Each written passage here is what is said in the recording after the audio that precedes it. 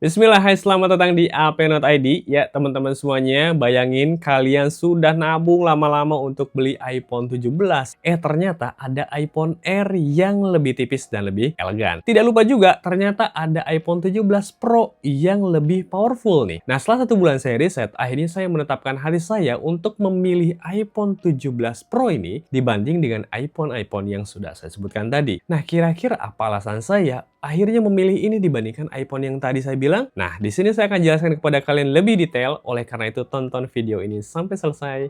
Mari kita mulai. Oke, alasan yang pertama itu adalah performa dan fitur Pro yang lebih maksimal. Nah, kalau kamu tipe orang-orang yang suka main game berat, edit foto, edit video, dan hanya menggunakan HP aja, maka iPhone 17 Pro sebetulnya menjadi alasan yang kuat untuk kamu beli. Nah, meskipun saya tidak menggunakan iPhone ini sebagai editing video ataupun foto karena saya pakai iPad Pro, tapi bagi saya, kalau misalnya saya ternyata lupa nggak bawa iPad, ya kelupaan atau habis baterainya, saya masih bisa ngandelin ini untuk upload konten-konten saya menggunakan HP 17 Pro ini atau menggunakan iPhone 17 Pro ini. Karena kita ketahui bahwa chipsetnya sekarang itu sudah chipset yang paling kencang untuk jajaran iPhone, yaitu A19 Pro dengan semua core GPU dan CPU-nya itu maksimum ya. Dan sekarang sudah juga sistem pendinginnya itu menggunakan vapor chamber yang dimana ternyata dia mampu membuat stabilitas dari kemampuan si chipsetnya itu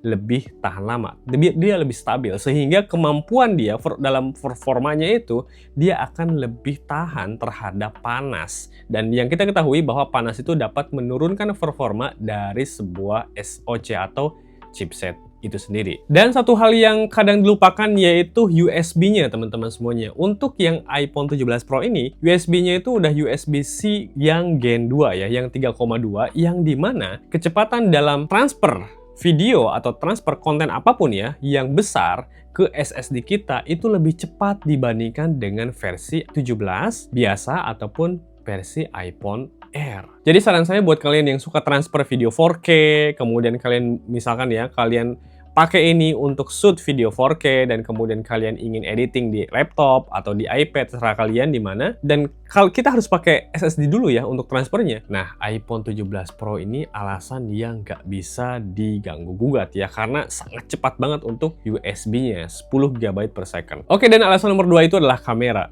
Ya teman-teman semuanya, kita ketahui bahwa iPhone 17 Pro ini punya 3 wabah kamera ya, dimana salah satunya adalah ada lensa utamanya, ada lensa ultrawide, dan ada lensa tele, di mana semua lensa tersebut sudah 48 megapiksel resolusinya. Selain itu, dia juga mampu untuk melakukan zoom 8 kali dengan zoom optikal, bukan zoom digital, dan teman-teman semuanya ini yang tidak kalah advance-nya, yaitu dia mampu merekam dengan ProRes RAW yang merupakan kodek salah satu yang paling advance untuk jajaran kamera handphone. Dan dia juga sudah mampu merekam sampai 4K 120 frame per second. Sedangkan di iPhone Air itu hanya ada satu lensa saja, dan itu pun hanya lensa utama, tidak ada ultrawide maupun lensa tele.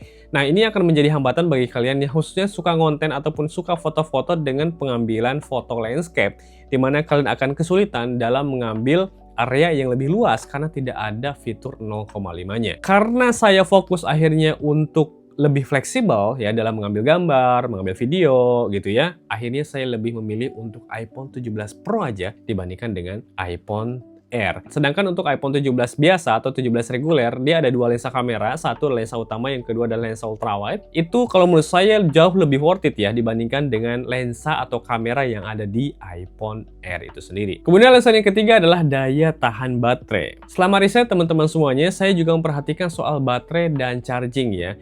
Banyak review bilang kalau iPhone 17 Pro itu lebih hemat atau lebih lama sekitar 5-6 jam dibandingkan versi Air. Dan ternyata wow, bener banget. Jadi 3 hari saya pakai iPhone ini, bayangin saya mungkin hampir ngecasnya baru malam lagi. Jadi pokoknya beginilah, kalau masalah kita ngecasnya kapan mungkin lebih subjektif banget ya. Tetapi yang saya rasakan, saya bawa iPhone 16e dan iPhone 17 Pro ini bareng-bareng dan saya gunakan dua-duanya secara aktif. iPhone 16e yang saya bilang di video sebelumnya ini termasuk baterai yang paling awet di jajaran iPhone, masih kalah awet dengan iPhone 17 Pro. Saya juga agak kaget ya, ternyata iPhone flagship seperti ini. Biasanya kan meskipun dia bilang awet, ternyata sesungguhnya nggak sebegitu awet ya. Contohnya deh, iPhone 16 Pro yang saya dulu punya, itu dibilangnya lebih tahan lama, ternyata iPhone 16e justru lebih awet. Nah sekarang iPhone 17 Pro lebih awet daripada iPhone 16e yang saya pakai di quote ini. Kemudian untuk fast charging juga dia udah support ya. Jadi ya saya tidak lama-lama lah. Kebetulan juga saya punya docknya atau chargerannya yang bawaan MacBook yang 30 watt kalau nggak salah.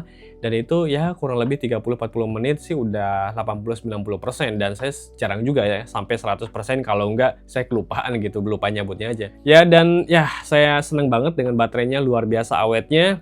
Mudah-mudahan tetap awet. Nanti kita akan review lagi bagaimana seminggu, sebulan, 3 bulan mungkin yang ke depan, apakah masih awet seperti ini atau enggak. Dan alasan yang keempat adalah material dan build quality yang elegan. Satu hal yang bikin saya yakin untuk pilih iPhone 17 Pro ini yaitu masalah desain dan materialnya yang menurut saya lebih solid dibandingkan dengan iPhone base model ya, atau 17 base model yang reguler ya, ataupun iPhone Air. Meskipun sebetulnya iPhone Air juga nggak kalah elegannya gitu. Banyak pengguna bilang bahwa iPhone Air memang tipis dan elegan, tapi terasa lebih ringkih. Meskipun sebetulnya para reviewer yang saya lihat ya di video-video YouTube itu banyak banget yang menguji untuk ketahanan dari iPhone Air itu ternyata tidak semudah itu ya dibengkokkan. Itu sangat kuat banget bahkan karena salah satu frame-nya itu kan merupakan frame titanium gitu ya. Jadi kalau misalkan dibilang ringkih sebetulnya enggak, cuman potensi untuk bengkok kan ada aja. Sedangkan untuk iPhone kayak 17 Pro ataupun 17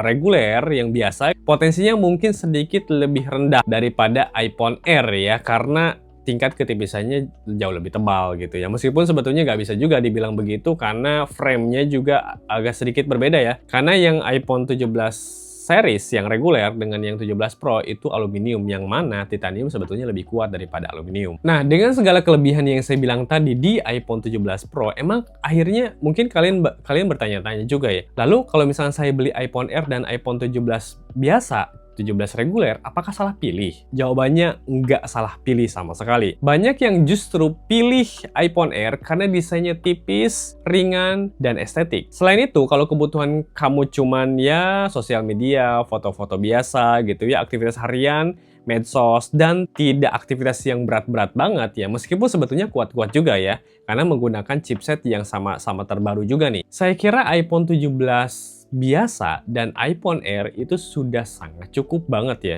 Apalagi harganya jauh-jauh lebih affordable dibandingkan dengan versi yang Pro-nya. Meskipun ingat, iPhone Air itu cuma jarak beberapa juta aja, mungkin 2 jutaan ya, ke iPhone 17 Pro. Jujur kalau misalnya saya suruh milih, saya akan lebih milih ini daripada iPhone Air karena harganya mepet banget. Kecuali kalau misalnya kayak iPhone 16e deh.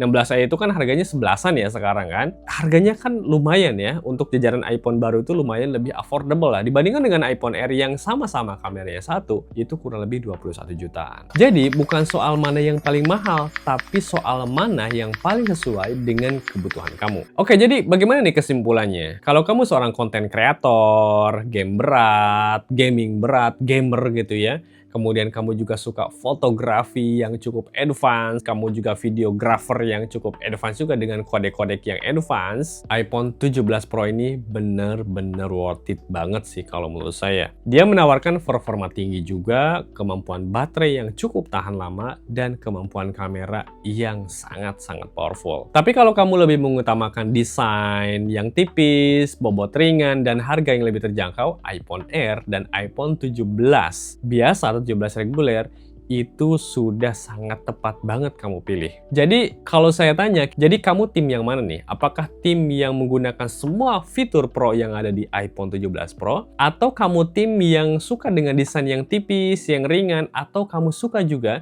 dengan HP dengan chipset yang paling baru, yang sangat powerful, tapi harga lebih affordable dengan semua fitur yang sangat oke juga di iPhone 17. Silahkan kamu komen di kolom komentar dan jangan lupa juga like, share, dan subscribe channel ini supaya channel ini juga bisa berkembang dan insya Allah berikan manfaat kepada kalian juga. Oke, saya kira begitu teman-teman semuanya. Terima kasih sudah menonton sampai sejauh ini. Wassalamualaikum warahmatullahi wabarakatuh. Goodbye.